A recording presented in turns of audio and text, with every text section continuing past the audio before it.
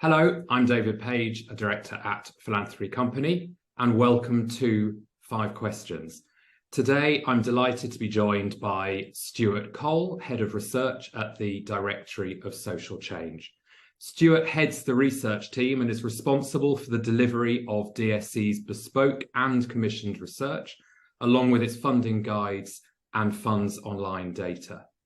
Stuart provides research and consultancy to inform policy and practice in the charity sector. So thank you very much for joining us, Stuart. Thanks, David. Great to be here. Let's dive into the questions. So first one up, which person or organisation dedicated to philanthropy do you admire and why? I think I've gone with the nation's favourite with my choice. I chose Martin Lewis for a number of reasons.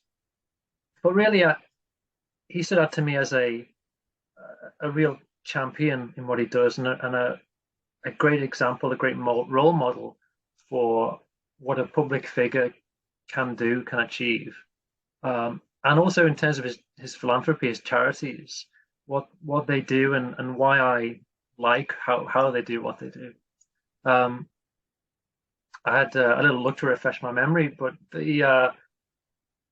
the money saving expert charity is, and this is what I refresh my memory on, so I could give a little point if anyone is interested. Is they have multiple rounds of funding every year. I think they have 4 topics that rotate, and they give grants for charities with incomes under 750,000. So small charities, really small to small medium. And their current round of grant making is going to be opening in January, and I think it's grants for about 7,500 for charities which specifically in this round of funding support children, young people, families with financial based projects which aim to educate and inform and hopefully stop people falling into issues which his other charities deal with. So I think that's a great approach. I used to be a teacher, so I quite like the educational approach to it. Yeah. And also, what really I always remember with is he gave his own money to help set up the charity. So I think he donated about 10 million. I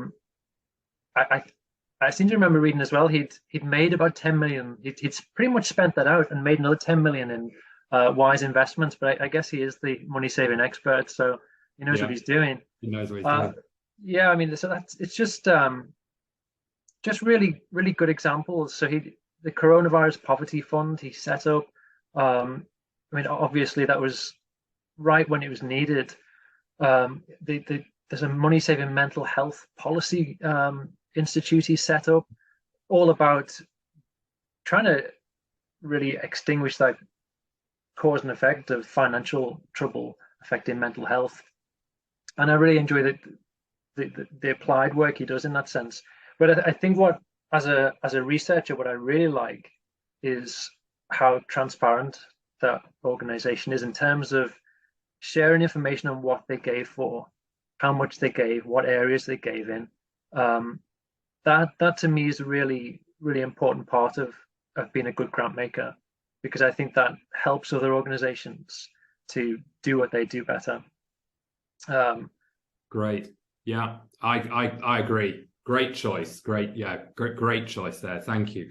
What change would you like to see or are looking forward to in the charity sector next year in 2023?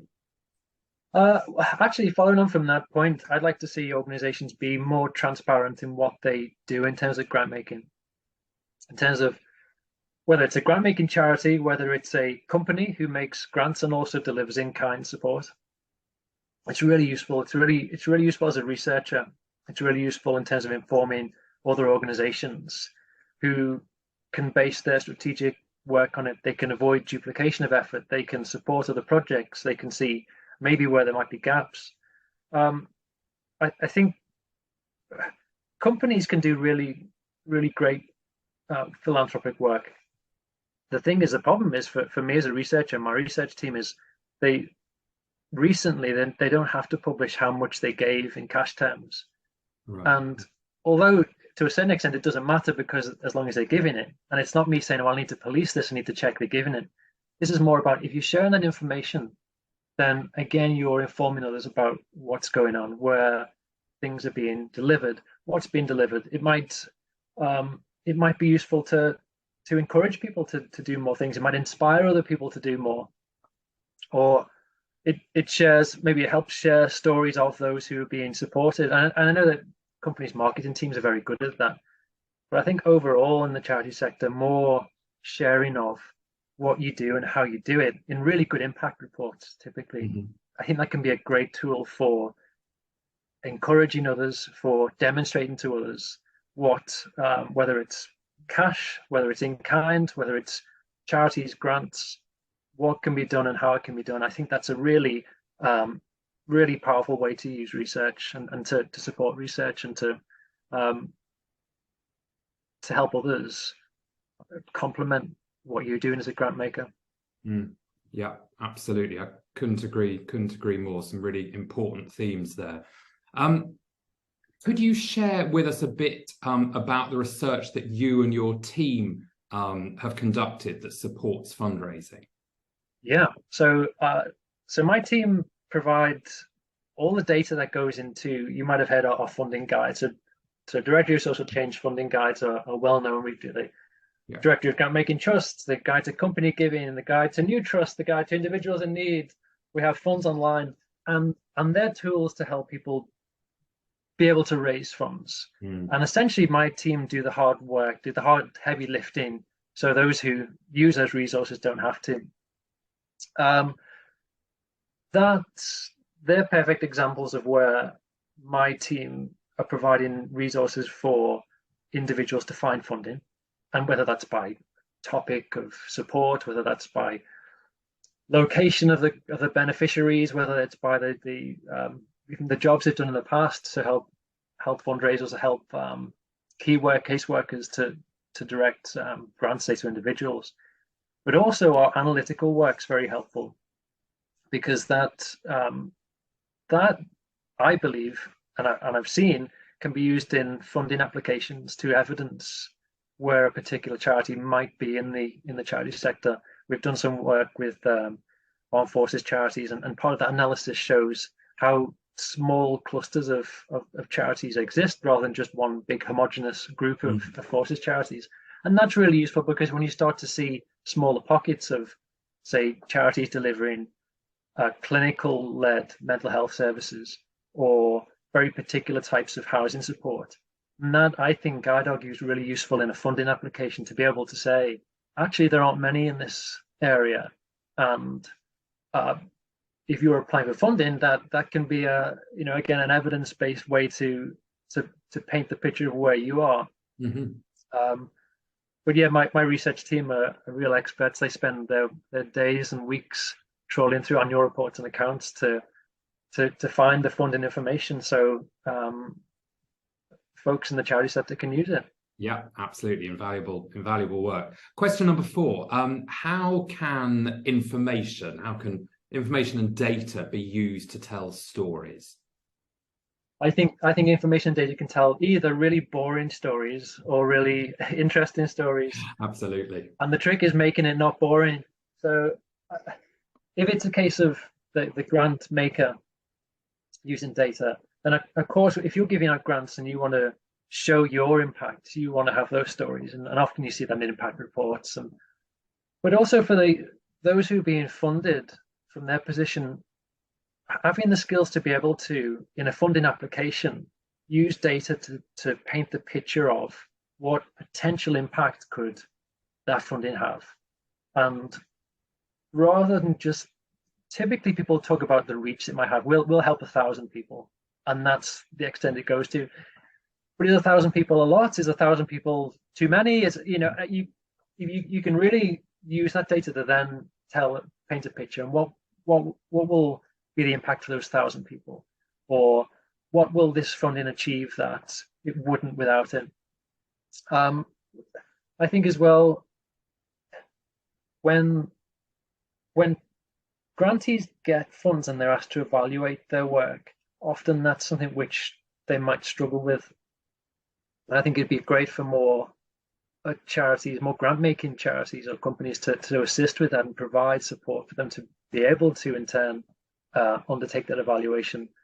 And I think if that's done well, and if that's planned in from the start, then you can use information and you can capture, crucially, you can capture information to help tell the stories, rather than just at the end you think, oh, man, we better start evaluating this, we better fill in that form. Got to do that bit. Yeah, we've got to better do our homework.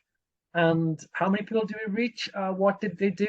But if you're collecting information all the way through it, and as a grant maker, if you're supporting your grantees to do that, then you can really capture some interesting insights from people at the start of their journey as a beneficiary, or partway through, or chart between the beginning and the end. And it doesn't always have to be a survey. It can be, we did some good research and asked it was beneficiaries with learning disabilities what they liked most about the program they're on, and we asked them to draw a picture and show it as part of a focus group, and they were able to do that. And of course, you had a really personal story. You had a piece of an artifact you could put in an impact report, but doing that in the sense of trying to find the story and trying to find what the impact's been, and using data, good, well-planned data collection to do that from the start can have a huge impact, I would say, on the quality of information and the story you can tell to your grant maker, and in turn they can tell as a grant maker, but also that you can then roll into the next funding application and say, here's the impact we had last time, here's what we can achieve. I think that's really really a great use of data.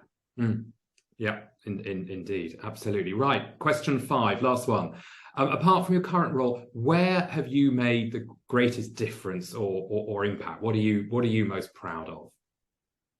So I'm going to cheat a bit with this and take an example from my current role. Like I said before, I came to the charity sector. I was a teacher, and before that I worked in IKEA. So even in those roles, there wasn't something which stood out as being super impactful. And it wasn't until during the pandemic that I produced some research for armed forces charities, which became data to eventually leverage about £6 million from the government to armed forces charities.